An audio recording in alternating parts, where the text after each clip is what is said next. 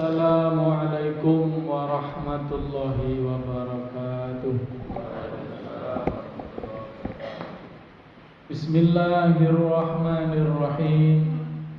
Alhamdulillahi rabbil alamin. Wassalatu wassalamu ala Rasulillah wa ala alihi wa mawalah. Subhanaka la ilma lana illa ma 'allamtana innaka antal alimul hakim. Alhamdulillah, tak lupa mari kita untuk terus menambah rasa syukur kita kepada Allah, di mana pada malam hari ini kita masih istiqomah hadir secara rutin. Ya, mudah-mudahan diterima oleh Allah sebagai amal sholih dan menyelamatkan kita besok ketika menghadap kepadanya. Ini ada materi, ini judulnya ya sekedar judul supaya dengan ingat. Mudah-mudahan menjadi motivasi ya. Dadi wong sing tekoan. Nek iso teko mana napa? Disian, aja teko kari-kari. Nek teko genduren.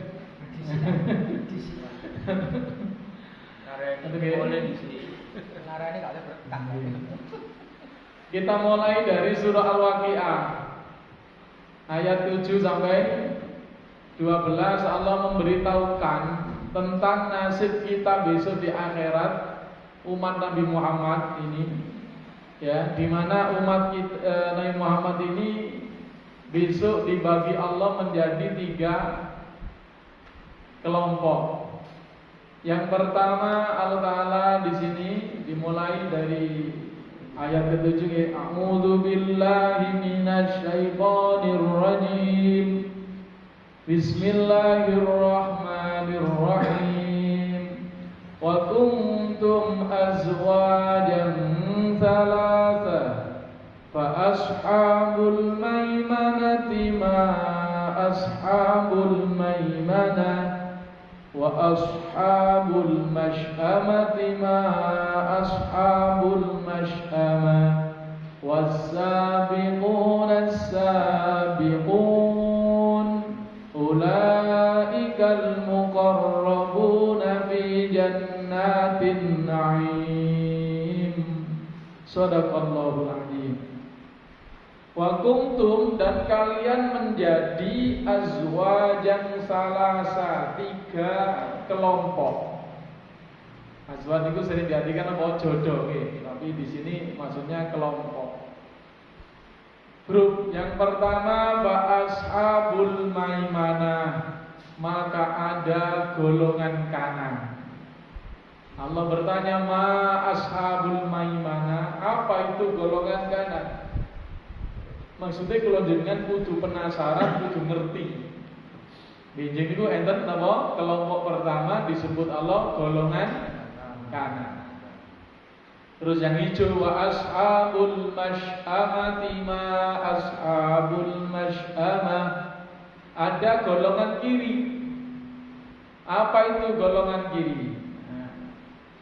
Ya, jadi saya tidak fokus ke situ, kita fokus ke satu mawon, buatan dalu-dalu. Yang ketiga, was-sabiquna as-sabiqun, dan orang-orang yang terdepan, dari yang paling depan. Jadi orang yang paling duluan, maka ulaikal muqarrabun, mereka ini orang yang paling dekat dengan Allah Subhanahu wa taala. Fi jannatin na'im, mereka dijamin di dalam surga yang penuh kenikmatan. Nah, kalau jenengan tentunya dari 3 ini, nek golongan kanan insyaallah masuk surga. Golongan kiri kafir, masuk neraka. Sulit untuk bebas dari sana. Ya, bahkan mungkin selamanya di neraka, naudzubillah. Jadi yang jelas jangan sampai jadi golongan kiri. Tapi kalau bisa jangan puas atau ingin jadi golongan kanan. Allah masih menawarkan lagi, jadilah orang yang terdepan. As-sabiqun as-sabiqun. Nanti derajatnya itu paling dekat dengan Allah Subhanahu wa taala. Mereka ini nanti masuk surga tanpa dihisab. Kita lihat penjelasannya. Ya. Jadi jadi dibagi tiga nih, ada yang terdepan. Berikutnya yang memperkuat ayat ini ada di surah Al-Mu'minun. Ya, nanti ya bisa minta materinya ke Mas Hanif untuk bisa difoto nanti dikirim. Ya, atau nanti saya kirim di grup boleh. Ini. Innal ladzina hum min khasyati rabbihim musyfiqun. Sungguh orang-orang yang mereka itu karena rasa takutnya kepada Tuhan mereka, maka musyfiquna, mereka betul-betul ketakutan. Jadi ada orang itu yang karena sungguh-sungguh niku hidupnya niku tidak sembrono, tapi diwarnai juga ada rasa takut kepada Allah. Jadi kita ini berharap rahmat Allah ya harus, takut itu harus. Makanya kalau kita hidup ini nggak ada rasa takut kepada Allah, ini bahaya. Gitu ya. Nah, siapakah mereka ini? Walladzina hum biayati rabbihim yu'minun. Dan orang-orang yang mereka itu beriman kepada ayat-ayat Tuhan mereka. Walladzina hum bi rabbihim la yusyrikun. Dan orang-orang yang tidak pernah menyekutukan Tuhan mereka. Jadi Allah sebutkan orang yang sangat baik di sini, ya. Walladzina yu'tuna ma atau, dan orang-orang yang memberi dari apa yang mestinya memang mereka diperintahkan Allah untuk memberikan, atau apa yang dia diberi Allah tapi dia suka memberi kepada orang.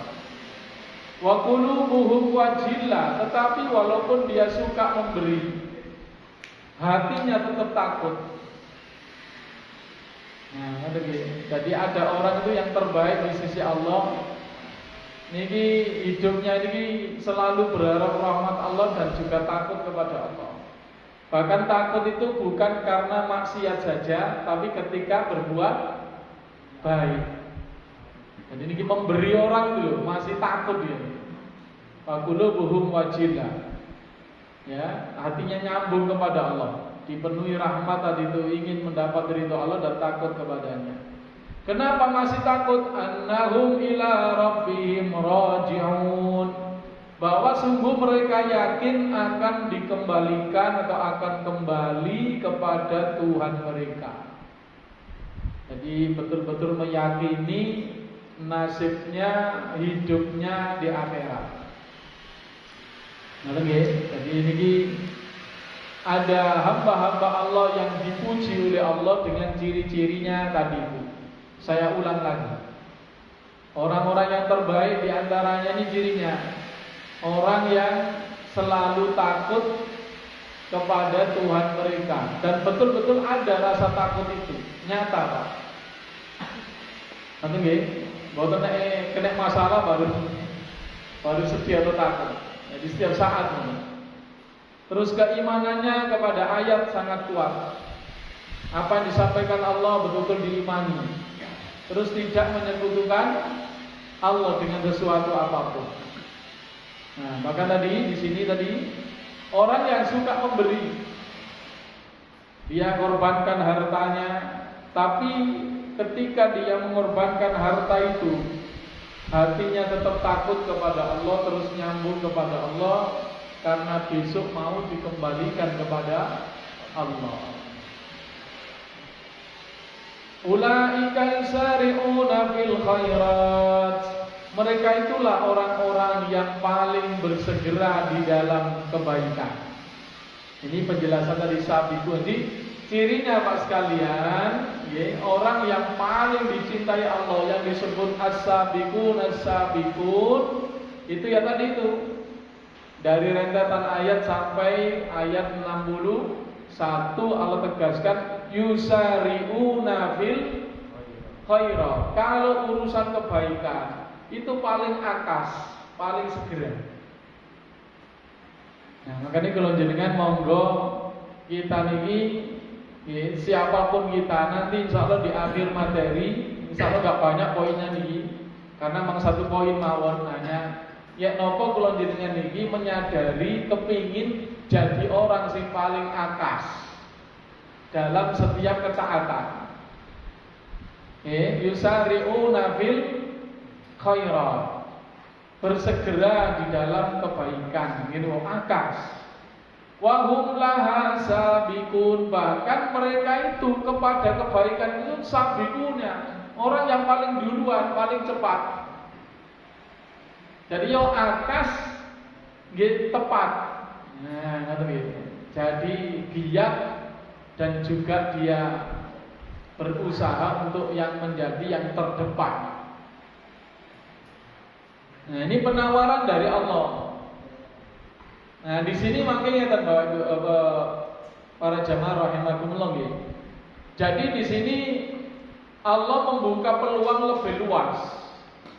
Kalau urusan ilmu biasanya nggih sing cerdas mawon sing napa unggul nggih, yang bisa terdepan. Tapi kalau urusan amal berarti sing penting sapa sing budal, sapa sing akas, terus sapa sing paling dhisik. Nah, niki monggo dicermati. Makanya kalau jenengan mangke ngene kok nek satu peluang kok gak mampu utawa dari, maka peluang sing niki monggo jangan dilepaskan. Jadi kalau ngejai teng mriki mawon. Jadi materi ini dulu saya tulis itu supaya kita niku lho. Menjaga semangat. Jadi jangan sampai kita niki tertinggal dalam kebaikan ini. Normalnya nek kebaikan sih besar gitu yang membuat kita menjadi orang yang terdepan di hadapan Allah Subhanahu wa taala. Bahkan ini kok bisa jadi nggih mudah-mudahan kalau jenengan iki nek iso ngoten masuk paling kari katut orang yang masuk surga tanpa dihisab. Nah, cita-cita niku kudu ngoten. Aja cita-cita sing penting pokoke mlebu swarga rokok-rokok titik, nah jangan begitu. Lho ada kata niku, aku wis rokok-rokok titik gak pasti mlebu rokok dhisik. Jangan begitu cita-cita itu. Ya nek cita-cita niku mesti napa? Tercapai, nek gagal. Nek gagal jatuh bawahnya berarti napa? Mun rokok terus gak sido mlebu. Tapi nek cita-cita tinggi niku ya, kepingin selamat, mungkin gagal titik turun di bawahnya, insya Allah tetap dijamin selamat. Jadi Allah menyampaikan ada mereka itu siapa? Al-ulaika yusari'una bil khairat. Mereka ini orang yang selalu takut kepada Allah ini, pasti dia akan giat kalau disuruh amal kebaikan. Bahkan dia tadi itu orang yang paling dahulu di dalam kebaikan tersebut. Makanya kalau jenengan sing amal-amal sing pun istiqomah monggo dipertahankan. Jangan sampai putus. Ngoten. Nggih. Makanya nek misale ngene wae izin ta napa nggih nek izin ya oleh nek emang enten udzur. Tapi nek izin terus kok gak diizinkan. Kula izin mboten ngaji Ustaz, nek kula sing diminta izin kok gak tak izinkan. Karena niku menyalahi napa? Perintah Allah Subhanahu wa taala.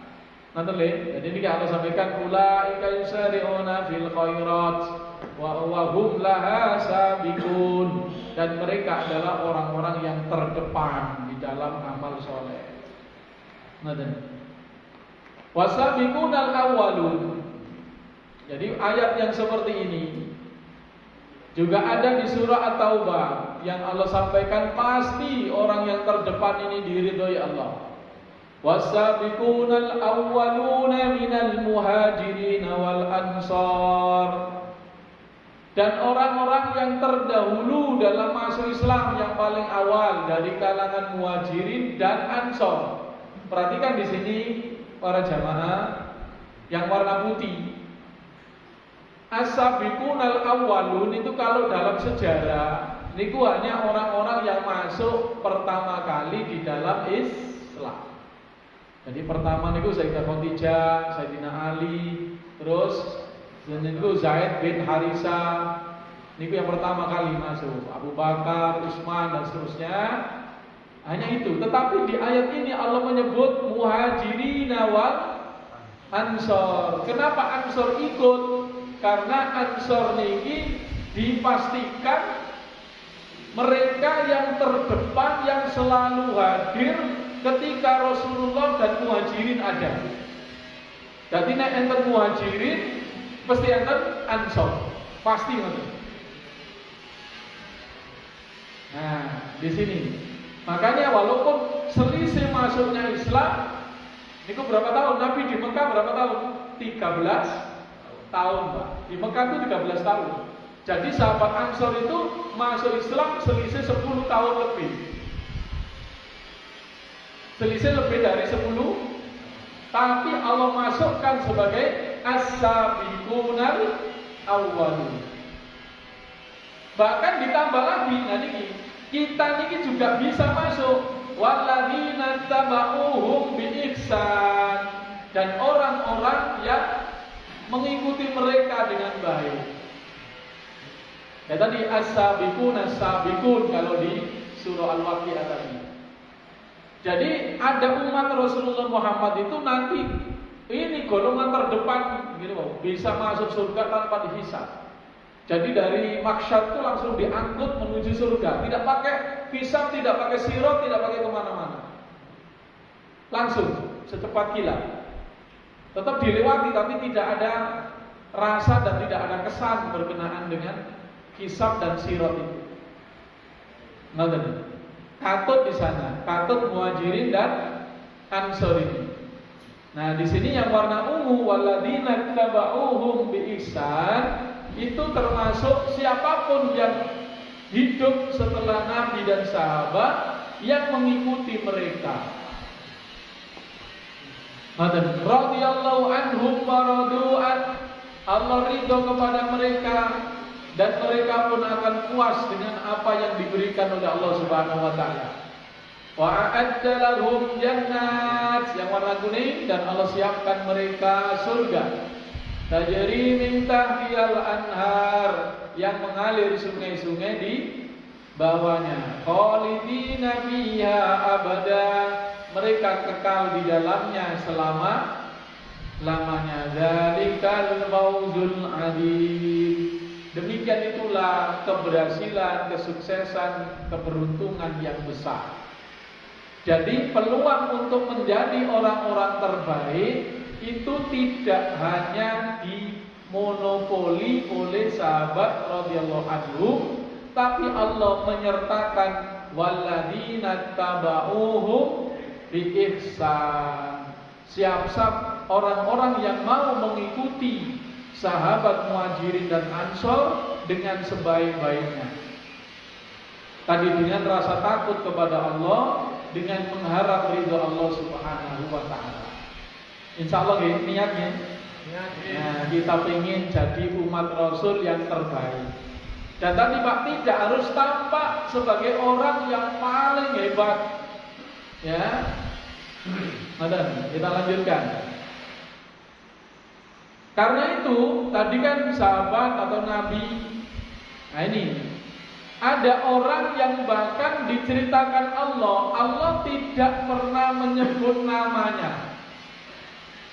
Makanya ditafsir nanti namanya itu jadi perbedaan. Ono sing ngomong jenenge iki jenenge, tapi nama enggak penting. Jabatan mboten penting. Yang penting apa yang dilakukan. Wajah min aqsal madinati rajul. Nah, telah datang dari pinggir kota. Bukan orang kota, Pak, orang pinggiran. Jauh dari kota, yakni ketika Allah mengutus kan surah Yasin ini. Allah mengutus 3 orang rasul. Rasul itu ditolak, dianiaya, maka ada orang datang dari pinggir kota, dari pinggiran. Bukan orang kota, dari pedesaan datang menolong Rasul itu. Yas'a dengan segera. Akas datang itu dia.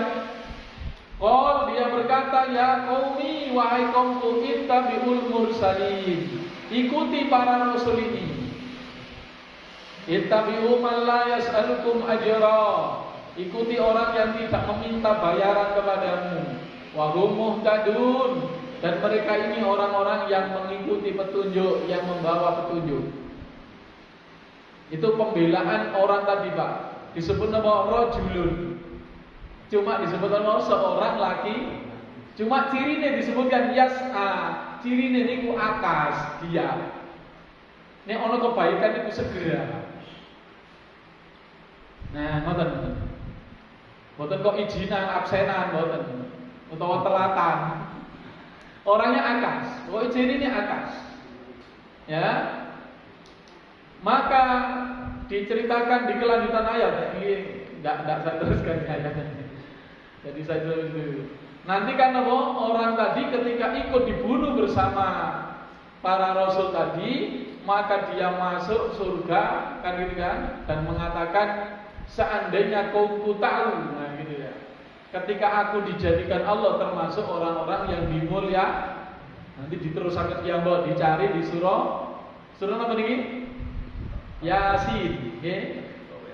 Wajah minak salmatul ila sangqala tapi mana sungajar wa mudadun wa man liyala abudul ladzi fatarani wa ilaihi turja'un. Atakitu min duni alatan yunun sampai cari itu ceritanya tentang tadi seorang laki-laki, dia bukan nabi, dia bukan rasul, dia bukan ulama, dia bukan tokoh, hanya seorang biasa, rajulun. Disebut Allah itu seorang laki-laki. Nah, ngerti nggih? Jadi yang penting pokoknya orang itu hadir, ini kok tekoan, kok ini ono urusan penting datang. Dan datangnya dengan apa? Giat, dengan segera. Ada. Lanjutannya Al-Baqarah 195. Wa anfiqu fi sabilillah, dan nafkahkan hartamu di jalan Allah. Wala tulqu bi aidikum ila tahluka, dan jangan kamu lemparkan dirimu dengan tanganmu sendiri menuju kebinasaan. Wala tulqu bi aidikum, jangan kamu melemparkan dirimu sendiri ke dalam kebinasaan. Fa ahsinu wa ahsinu, dan berbuat baiklah. Innallaha yuhibbul muhsinin. Nah, di sini apa maksud melemparkan diri dalam kebinasaan? Nah, waktu niku ada orang-orang yang mencela sahabat Anas bin Nadir, karena Anas bin Nadir niku begitu pasukan bertemu, beliau langsung dului terdepan dan akhirnya beliau meninggal duluan. Maka orang-orang berkomentar, wah Anas bin Nadir melemparkan dirinya dalam kebinasaan, dilarang itu oleh Allah. Gitu. Makanya kemudian timbul gonjang-ganjing, ya. Maka diceritakan di sini dalam hadis apa yang dimaksud melemparkan diri ke dalam kebinasaan. Wa akhbarana Abu Ayyub, maka Abu Ayyub Al-Ansari radhiyallahu anhu mengabarkan annal ilqa'a bil yadi ila tahluka, yang dimaksud melemparkan diri dalam kebinasaan huwa tarkul jihadi fi sabilillah, yakni meninggalkan kewajiban jihad di jalan Allah. Nah, ngoten nggih. Wa annal ayatan nazalat fi dzalik, ini menurut penafsiran Abu Ayyub Al-Ansari, riwayat dari beliau, maksudnya ayat iki pokoke wong sing gak gelem berjuang untuk membela Islam iku orang yang membinasakan atau melemparkan dirinya dalam kebinasaan. Membinasakan diri sendiri.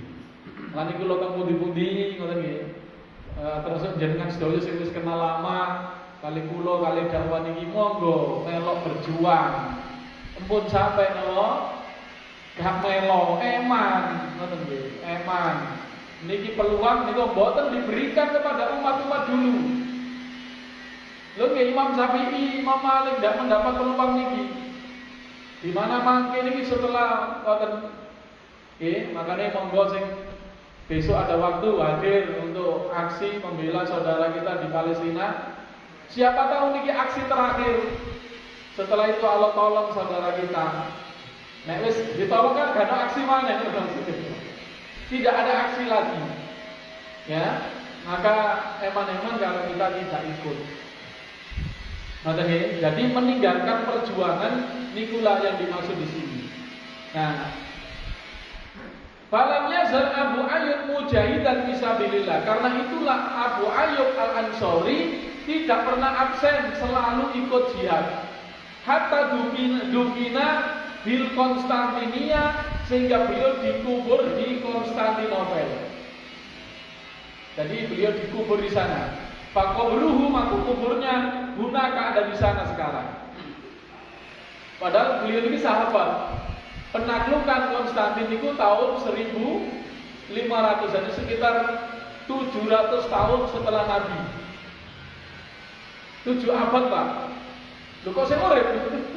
Orangnya 7 abad. Kenapa? Karena beliau ikut rombongan pertama yang berusaha menuju Konstantinopel walaupun gagal. Beliau itu meninggal gitu. Kenapa? Karena sudah umur, sebagian riwayat itu ada yang ngomong umur 95 tahun, ada yang ngomong 100 tahun lebih. Jadi wis umur 100 tahun Pak, sik gak absen dia daftar. Makanya ini kok temai tekoan. Jadi kan saudara teko. Wong tekoan itu pasti dijamin kalau Allah Subhanahu wa taala. Abu Ayyub ini mau ono jihad daftar. Niku jenenge wis tuwek Pak. Bu laut, kapalnya turun ke atas ini. Di kapal kayu Pak, gelombang api ngombaknya itu. Lautnya bukan laut Jawa Pak, laut. Ya, samudra Atlantik Pak ini. Ada berangkat dari Pundi Maroko menuju Pasifik. Eropa, Pasifik ini. Pasifik ya Pak. Makanya ini wis tuwek gelombang api ngombak, makanya beliau meninggal di lautan itu Pak. Dan dibawa sampai ke tempat tujuan. Beliau dikuburkan di daratan itu ketika pasukan itu terjauh mencapai. Terus gagal, akhirnya pulang. Disusun terus sampai di 700 tahun berikutnya Muhammad Al-Fatih menaklukkan Konstantinopel, maka jasadnya Abu Ayyub dibawa ke sana. Jadi dibongkar kuburan beliau, dibawa. Sebagai penghormatan orang yang awal berusaha menaklukkan Konstantinopel, yang paling semangat, yang menjadi motivasi. Ada nih, jadi disitu makanya berarti di sini ini tidak boleh alasan karena kita lemah. Makanya tua tanpa ojo malah tua prea-prei alasannya gegerlor. Sak iso-iso ngono nggih. Ngoten nggih, gak iso lho bodi sampe njaluk mundur-mundur. Mboten apa wis tuwek niku kudu dihormati. Ngoten. Sampe njaluk sak. Ngoten nggih. Jadi Allah niku ngoten. Ngoten nggih, jadi niki jelas nggih. Jadi Abu Ayyub sesuai penjelasan ayat tadi, makanya beliau tidak mau meninggalkan apa? Jihad. Kenapa? Karena ini membuat kita akan terlempar dalam kehinaan, dalam kebinasaan. Yang melakukan malah dijamin menjadi yang terdepan, yang paling dekat dengan Allah Subhanahu wa taala. Ngoten Pak. Satu contoh lagi.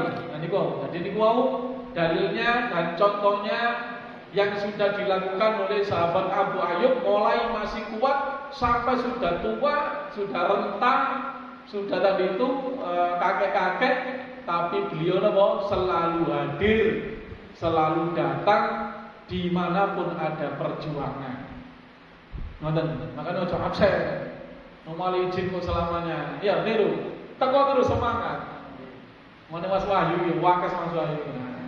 Mudah-mudahan istiqomah. Mana Mas Wahyu tekoan terus ojo sampai absen. Ngoten. Are jaluk izin aku kada izin no. Wis bendino berbuat baik kok ada absen. Lain apa? Kehilangan apa? Kemuliaan yang itu kita itu siapapun masih tuwek. Nah ini ada lagi contoh yang lebih ekstrim. Ada sahabat Nabi itu buta. Nah di sini apa? Buta. Kira-kira orang buta iso apa Pak? Seandainya jenengan buta, Ayo sampean bayangno, sampean paling memilih tugas apa, Pak? Sampai naik gak buta tapi dia bisa berjuang kadang ngapunten, kula niki ngene, kula niki ngeten, kula niki ngoton. Akhirnya gak buta. Nah, seandainya buta terus tambah iso apa? Kira-kira iso apa, Pak? Napa? Nah, iso ndonga apa, Pak? Pak tambah ndonga tok ya. Kula bagian ndonga usan. Nah niki monggo sampean bandingno niki sahabat Nabi niki contoh. Nek kula jenengan kepingin niru sahabat, gini contoh nih. Sampai turun ayat Rasulullah ditegur. Abasa wa tawalla, abasa telah bermuka masam. Rasulullah waktu itu tidak suka. Wa tawalla dan Rasulullah tidak menghiraukan. Anja'ahul a'ma, bahwa telah datang seorang yang buta. Wa ma yudrika la'allahu yazzakka aw yadzakaru fatanfa'u dzikra. Bisa jadi kamu tidak tahu Muhammad, bisa jadi orang ini ingin membersihkan dirinya, atau dia ingin tadi itu mendapatkan pelajaran darimu dan ilmu yang kamu ajarkan akan bermanfaat. Amma man istaghna, adapun orang yang tidak merasa butuh kepada Islam, fa anta lahu tasadda, maka kamu sangat memperhatikannya. Wa ma'alaika alla tazakka alla yazzakka, dan tidak menjadi kewajibanmu Muhammad kalau dia orang tadi itu tidak membersihkan dirinya. Niki maksudnya ayatnya peristiwanya. Ya. Wa amma man ja'aka wa yas'a wa yakhsha fa antani. Adapun orang wa amma man ja'aka, adapun orang yang datang kepadamu yas'a dengan giat tadi, dengan segera akas. Wa yakhsha, dan dia takut kepada Tuhannya. Fa anta anhu talaha, tapi kamu tidak memperhatikannya. Ngoten. Jadi Rasulullah ditegur Pak dalam ayat ini. Kalla innaha tadhkira faman syaa'a dzakara. Tapi kita ke terusannya. Nah, ayat ini turun. Warawa ahlu tafsir ajma'. Para ahli tafsir semuanya meriwayatkan. Semuanya Pak, enggak ada perbedaan pendapat. Anna qauman min asrafi Quraisy, bahwa waktu itu sekelompok dari petinggi-petinggi Quraisy, orang-orang mulia dari Quraisy lengkap kanu ingdan Nabi sallallahu alaihi wasallam. Niku harokate salah indan Nabi. Jadi waktu itu Pak, orang-orang tokoh Quraisy datang dengan kekuatan lengkap. Ada Abu Jahal, Abu Lahab, Abu Sufyan, semuanya datang. Yang utama nih Al-Walid bin Mughirah dan ini datang semua. Padahal nama Rasulullah kalau menemui saja belum tentu ditemui. Justru malah nama mereka yang datang kepada Nabi. Makanya waqat tomi'a fi islamihi, maka Nabi sangat-sangat ingin mudah-mudahan mereka masuk Islam hari ini. Dilayani Pak dialog karena mereka datang ya. Fa'aqbala Abdullah bin Umi Maktum. Jadi ketika Rasulullah sedang menemui tadi Pak para petinggi Quraisy tadi, tiba-tiba datang Abdullah yang buta. Itu menghadap Rasulullah sallallahu alaihi wasallam. Fakariha Rasulullah sallallahu alaihi wasallam, maka Rasulullah di situ tidak suka. Ayat kata Abdullah kalamahu, kalau Abdullah ini memotong pembicaraan beliau. Jadi namanya orang buta tidak tahu kalau Rasulullah sedang menemui nama petinggi Quraisy, tokoh-tokoh Quraisy. Ibaratnya saat ini misalnya Ustaz Ismail Yusanto diundang DPR, MPR, Presiden, kumpul kabeh Pak. Tiba-tiba Abdullah datang, langsung menanyakan tadi itu, ya Rasul, saya menghadap begini-begini. Rasulullah tidak menghiraukannya. Fa'arada anhu, maka Rasulullah tidak menghiraukan. Begitu. Ya. Akbala Ibnu Maktum, Nabi sallallahu alaihi wasallam. Ini hadisnya panjang, saya putus. Akbala Ibnu Maktum wan Nabi sallallahu alaihi wasallam mustaghil. Jadi ketika Abdullah menghadap, Rasulullah sedang sibuk. Biman hadarahu, menemui orang yang menghadiri beliau. Jadi sekali lagi Pak, yang datang itu malah min wujuhi Quraisy, dari tokoh-tokoh paling utama, wujud wajah. Jadi wajahnya orang Quraisy ya ini. Jadi mereka itulah wakil orang Quraisy. Ya, dan datang dengan kekuatan penuh. Ya da'uhum ilallahi ta'ala. Rasulullah ingin mendakwai mereka supaya mau taat kepada Allah Subhanahu wa taala. Begitu. Waqad qawiya tamuhu, Nabi sangat-sangat kuat keinginan beliau fi islamihi, untuk mengislamkan mereka. Bahkan Nabi islamihi islamu ma wara'ahu min qaumihim. Karena apa? Kalau Islam orang-orang ini masuk Islam, ya tadi Pak, karena mereka itu wajahnya Quraisy, maka akan Islamu man wara'ahu, masuk Islam seluruh pengikutnya min qaumihim, dari kaumnya. Jadi ngoten, pikiran Nabi niku nek wong-wong iki mlebu Islam, maka seluruh orang Arab masuk Islam. Nah, kesempatan besar Pak. Makanya itu alasan Nabi tidak menghiraukan Abdullah. Tetapi Allah tidak suka tadi. Baja'a ibnu Ummi Maktum bahwa Akma, datang Abdullah ibnu Ummi Maktum yang dia seorang buta. Faqala ya Rasulullah, dia memanggil, wahai Rasulullah, alimni, beritahukan kepadaku mimma alamakallah. Ya Rasul, niki napa mboten turun wahyu sakniki, kula kepingin jenengan turui. Wa ja'ala yunadihi. Ya, maka dia terus memanggil Rasulullah, wa yuksirun nida, dan terus memanggil ketika belum dijawab. Ngoten nggih, wala yadri, dan dia tidak tahu annahu mustaghil bi ghairihi, ketika Rasulullah sedang sibuk menemui orang lain. Jadi enggak tahu Abdullah namanya orang buta. Ngoten nggih? Hatta dhaharatil karahatu fi wajhi Rasulullah, sehingga tampak karena manggil-manggil terus Rasulullah tampak wajahnya bermuka masam. Rasulullah tampak tidak suka. Ya, likot ihi kalamahu, karena Abdullah memutus pembicaraan Rasulullah dengan orang-orang tokoh Quraisy tadi. Wa qala Sauri, bahkan Nabi sallallahu alaihi wasallam ba'da dzalik. Nah, jadi ini kisahnya akhirnya mau turun langsung Pak nih, langsung betul besok turun abasa wa tawalla, Rasulullah langsung ditegur. Jadi Rasulullah diperintahkan Allah lebih mengutamakan orang buta ini daripada tokoh-tokoh Quraisy tadi. Maksudnya apa demikian? Jadi Abdullah yang buta tapi sudah jelas beriman dan sudah jelas membantu Rasulullah berdakwah, daripada tokoh tapi belum jelas. Berarti di sini jelas belum, jadi dapat gambaran siapapun kita, walaupun bukan tokoh, walaupun bukan nopo-nopo, yang penting nopo selalu hadir tekoan bila perlu diisi.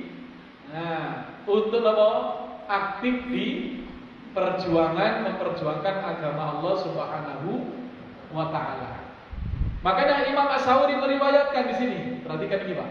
Bahkan Nabi sallallahu alaihi wasallam, bahkan Nabi sallallahu alaihi wasallam, maka sesudah peristiwa ini Rasulullah setiap idza ra'a ibnu Ummi Maktum, ketika melihat ibnu Ummi Maktum, Rasulullah kemudian basutulahu ridaahu. Rasulullah menggelar selendang beliau. Jadi sorban yang di pundak itu lidah. Kalau sorban yang di kepala namanya apa? Imamah. Rasulullah itu kalau ada Abdullah datang, maka Rasulullah langsung menyiapkan sorban beliau, digelar, disuruh duduk di situ. Marhaban biman atabani bihi rabbi. Selamat datang orang yang membuatku ditegur oleh Tuhanku. Wa yaqulu hal min hajah. Terus Rasulullah mengatakan, apa kamu ada perlu? Nah, begitu. Jadi sampai-sampai di dunia saja Abdullah selalu dimuliakan seperti itu oleh Rasulullah SAW. Nah, jadi orang buta tapi selalu hadir. Sholat jamaah, loh, sini kan peristiwa sholat jamaah kan ya, ini Abdul Maktum ya. Kan Rasul kula izin, nek subuh kali isak niku gak sing nonton Rasul, kula niki mboten ro dalan. Nah, ya wis tak izinno, gak apa-apa nek isak mbek subuh gak teko jamaah. Akhirnya bareng wis ngalih, tapi awakmu ke rumah dan enggak kepireng Rasul. Oh, berarti ya teko. Gara-gara orang ini wonge, orang yang sama, sholat jamaah yo tekoan, ngaji yo tekoan, perjuangan yo tekoan. Ngoten pokoke teko terus Abdullah gak teko.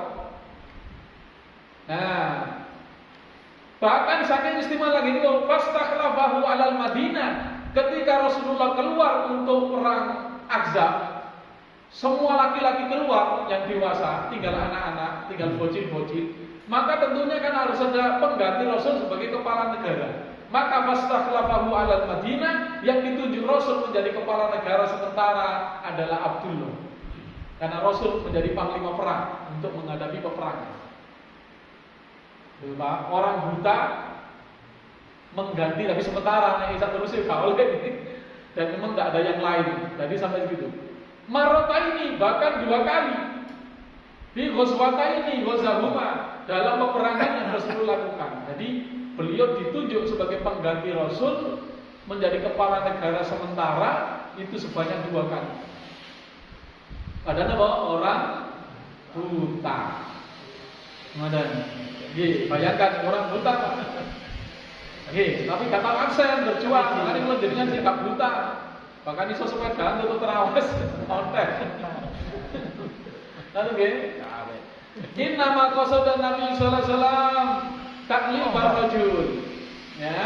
Disinilah Rasulullah punya tujuan untuk bagaimana tadi menjalin kasih sayang kepada seorang laki-laki yang hebat, sikotan bimakan Nabi qalbi bin Maktum, yang betul-betul tadi itu siko yang ada di dalam hati Ibnu Maktum minal iman, bahwa betul-betul dia adalah orang yang beriman, disaksikan sebagai orang beriman, matanya nggak pernah berdosa, ya kan? Padahal dia selalu hadir dalam kebaikan. Makanya kita ini harus bercermin dari sini. Monggo ojo sampai ngomong gak tekoan, ojo sampai gak hadir. Bahkan terakhir, niki riwayat dari Sayyidina Anas radhiyallahu anhu, beliau mengatakan bara'aitu Yaumal Qadisiyah, aku melihat Abdullah bin Maktum pada perang Qadisiyah. Perang Qadisiyah ini masa Sayyidina Umar. Insyaallah perang masa Sayyidina Umar. Raqiban, beliau naik kuda. Wa ala hidirun, beliau memakai baju besi.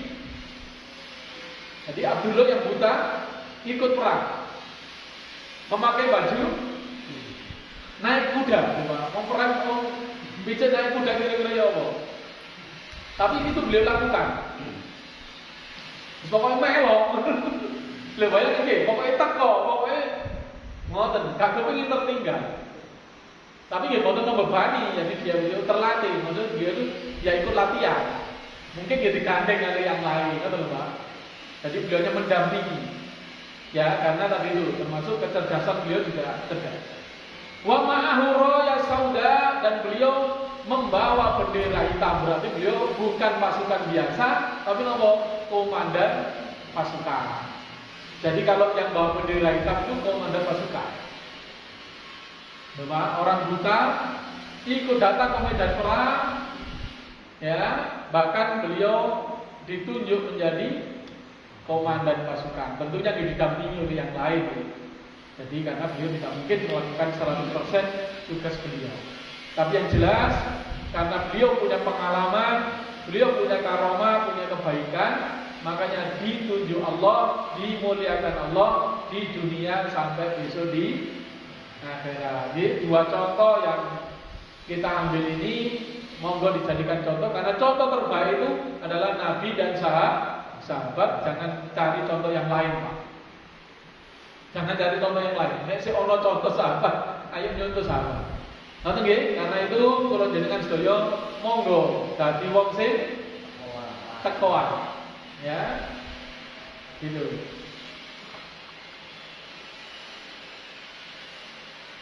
Ya.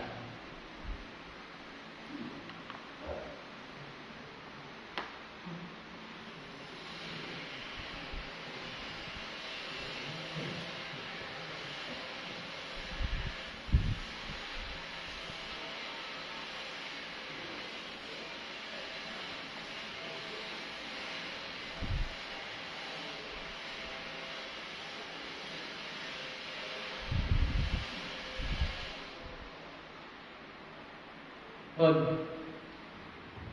nak silakan. Alhamdulillah, temanya ini sangat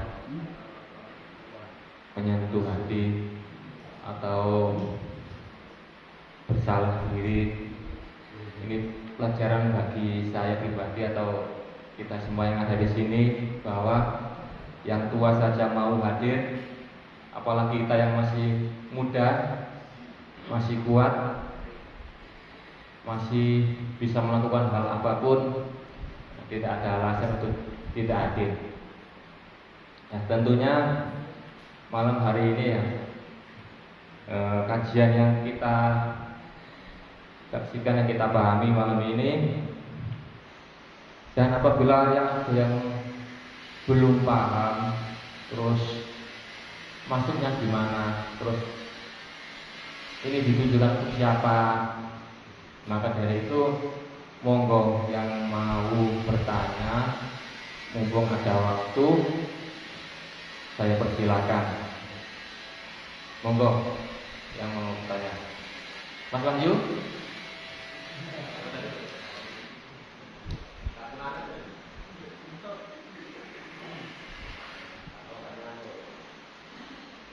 Pak Juanda, monggo.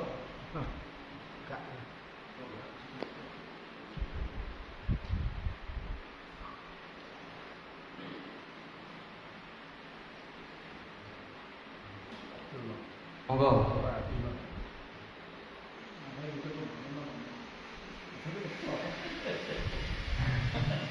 Nero enggak? Tanya Nero. Nero. Berarti kalau enggak tanya berarti sudah paham gitu.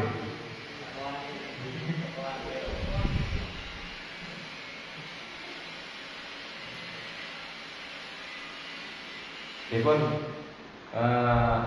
kalau nggak ada yang bertanya, mungkin saya bisa menyampaikan sedikit. Insya Allah minggu depan ada kajian seperti ini. Ya.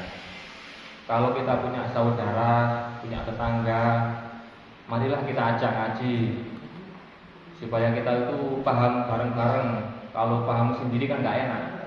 Kalau paham bersama kan bisa nyambung. Nah, maka dari itu mungkin dakwah kecil yang bisa lakukan itu cuma mengajak, walaupun kita tidak pintar menjelaskan tentang isi Al-Quran, tentang gimana yang seharusnya, tapi bisanya kita mengajak, ya udah kita mengajak minimal saudara kita atau tetangga kita, insya Allah itu bisa menjadi ladang pahala bagi kita.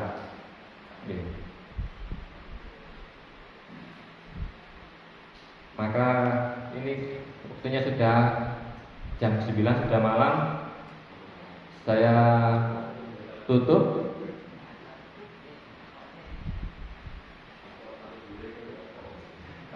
Saya tutup majelis dengan siswa 3 kali astagfirullahaladzim, astagfirullahaladzim, subhanallah. Wassalamualaikum warahmatullahi wabarakatuh.